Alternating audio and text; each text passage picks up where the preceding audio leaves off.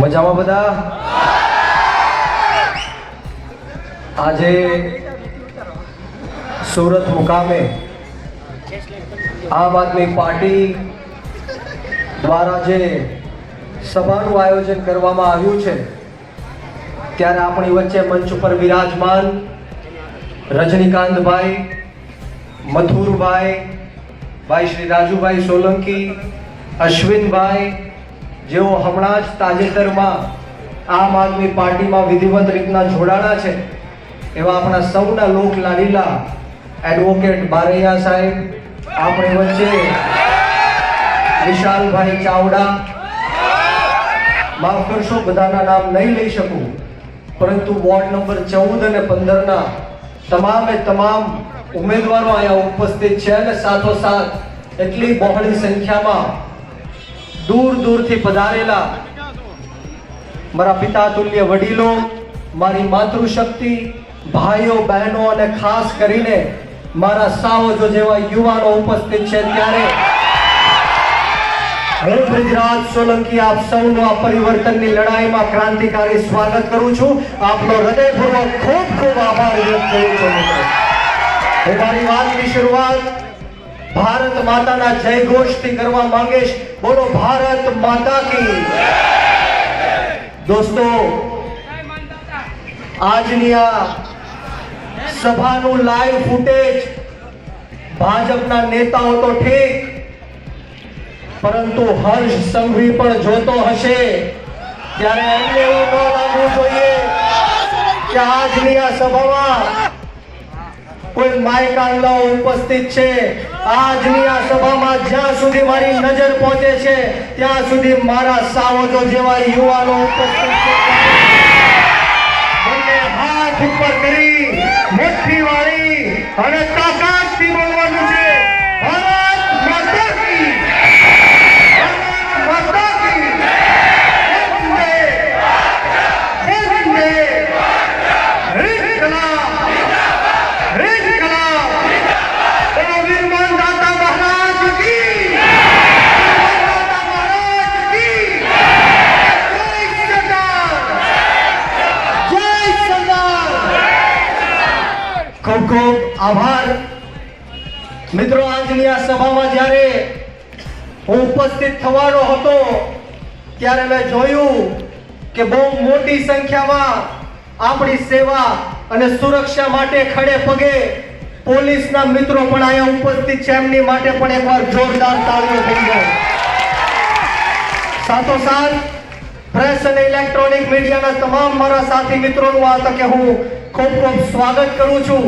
અને જ્યારે હું અહીંયા પધારતો હતો ત્યારે ઘણા બધા લોકોએ મને એવું કીધું કે બ્રિજરાજભાઈ, અમને ધાક ધમકીઓ આપવામાં આવી કે આ સભામાં ન જાતા, અમને જેલની બીકરાણીઓ બતાવવામાં આવી, ખોટા કેસની બીકરાણીઓ બતાવવામાં આવી, પરંતુ આ જાહેર મંચ ઉપરથી આ ભ્રષ્ટાચારી ભારતીય જનતા પાર્ટીના નેતાઓને કહેવા માંગીશ કે તમે ગમે એટલો ન્યાય કરો, અત્યાચાર કરો, ખોટા કેસ કરો, જેલમાં નાખો, પરંતુ અમે ખેડૂતના દીકરા તમારી સામે મોરે મોરો દઈ દેવા માટે તૈયાર, મોરે મોરો દઈ દેવા માટે તૈયાર છે.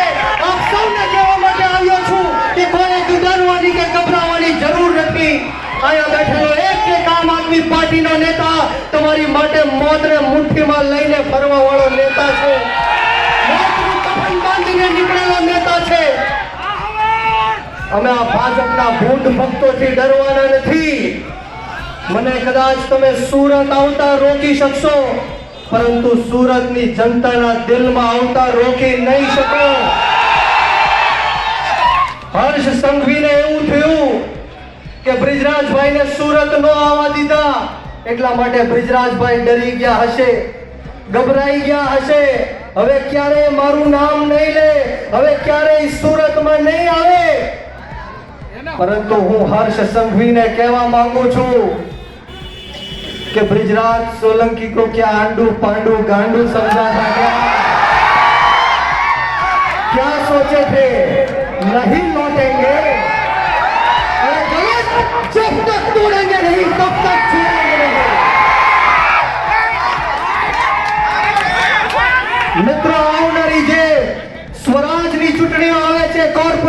ચૂંટણીઓ આવે છે, 26 તારીખે મતદાનનો દિવસ છે, ત્યારે આ ભારતીય જનતા પાર્ટીના ઉમેદવારોને છઠ્ઠીનું ધાવણ યાદ દેવડાવવાનું છે અને કોઈ એક બટન નહીં પરંતુ ચારે ચાર બટન દબાવીને સાવણાના નિશાન ઉપર મત આપીને આમ આદમી પાર્ટીની આખી પેનલને જીતાડવાની છે મિત્રો।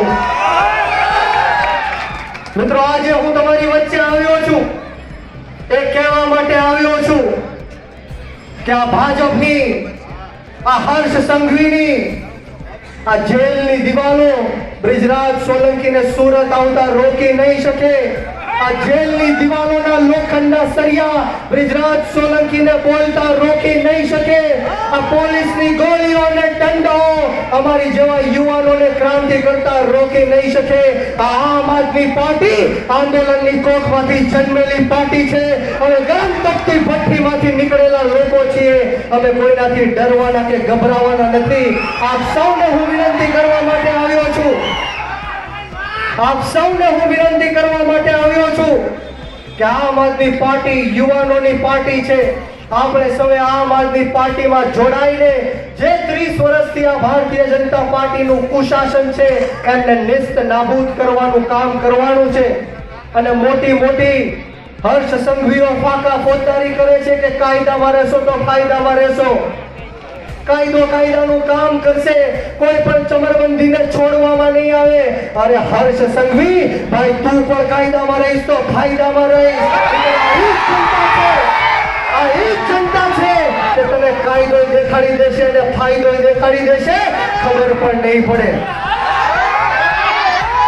ત્યારે જો કોઈને એવું લાગતું હોય કે આ મારા બાપુજીની પેઢી છે તો આ જાહેર મંચ ઉપરથી મીડિયાની સમક્ષ હું હર્ષ સંઘવીને કહેવા માંગીશ, કાન ખોલીને હર્ષ સંઘવી સાંભળી લે।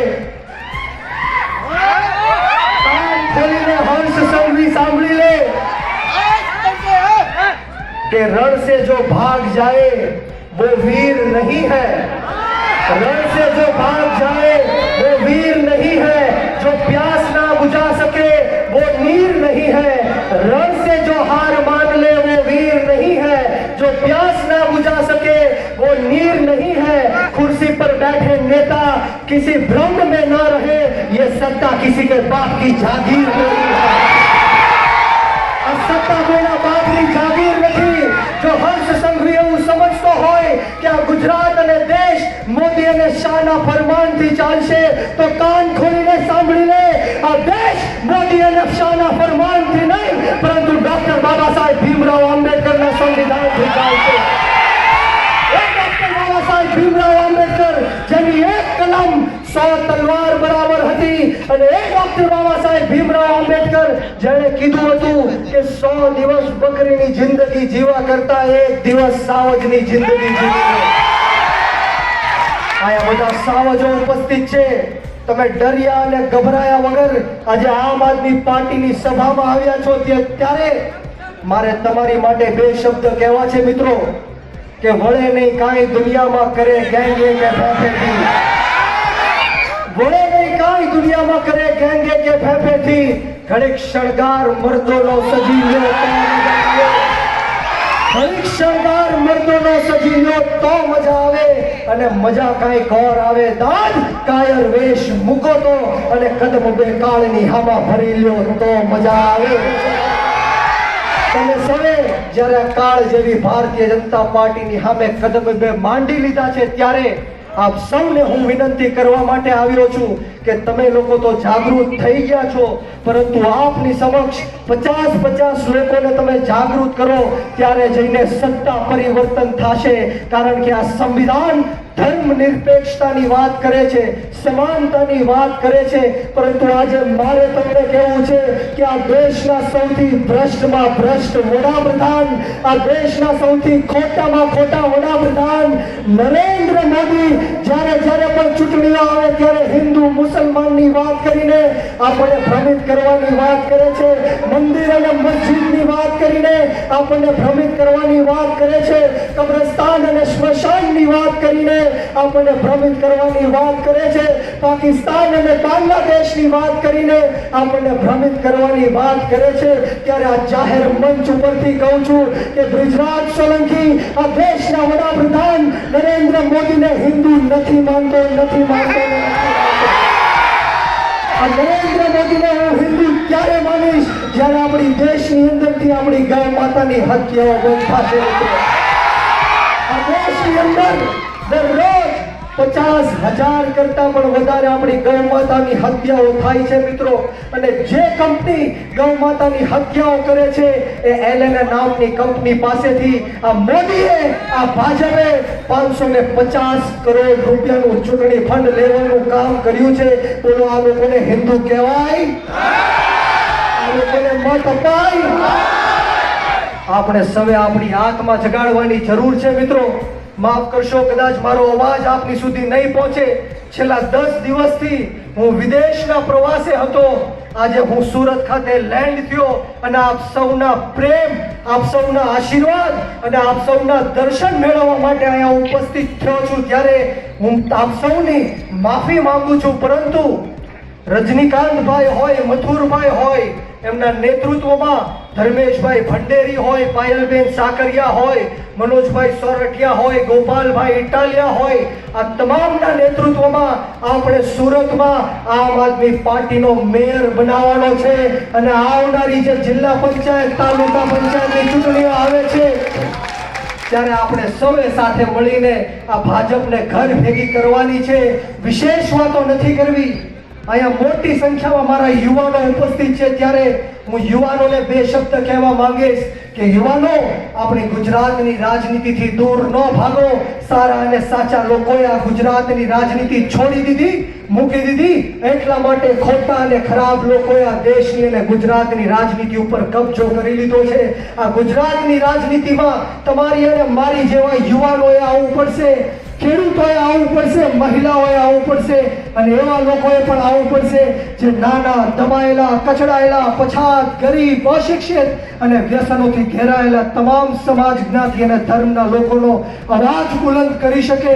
કારણ કે ગુજરાતની અંદર આજે પાટીદાર સમાજ સાથે અન્યાય થાય છે, કોળી સમાજ સાથે અન્યાય થાય છે, ક્ષત્રિય સમાજ સાથે અન્યાય થાય છે, માલધારી સમાજ સાથે અન્યાય થાય છે। બધા જ સમાજ, જ્ઞાતિ અને ધર્મના લોકો સાથે અન્યાય અને અત્યાચાર થાય છે। ત્યારે પાટીદાર સમાજની વાત કરું તો અમરેલી જિલ્લાની અંદર પાટીદાર સમાજની એક અપરિણીત દીકરીને રાતના 12 વાગે આ ભાજપના ઈશારે પોલીસે એમનો વરઘોડો કાઢવાનું કામ કર્યું, પોલીસ સ્ટેશને લઈ જઈને એને પટ્ટા મારવાનું કામ કર્યું। બોલો આ વાતને તમે ભૂલી શકશો? પાટીદાર સમાજના નિર્દોષ 14 યુવાનોને મોતને ઘાટ ઉતારવાનું કામ કર્યું। બોલો તમે આને ભૂલી શકશો? કોળી સમાજની વાત કરું તો જસદણ વિછિયાની અંદર 92 કરતા પણ વધારે નિર્દોષ લોકો ઉપર 307 ની કલમ લગાડી હમણાં જ તાજેતરમાં નવનીતભાઈનો જે કેસ હતો એ આપ સૌની વચ્ચે છે।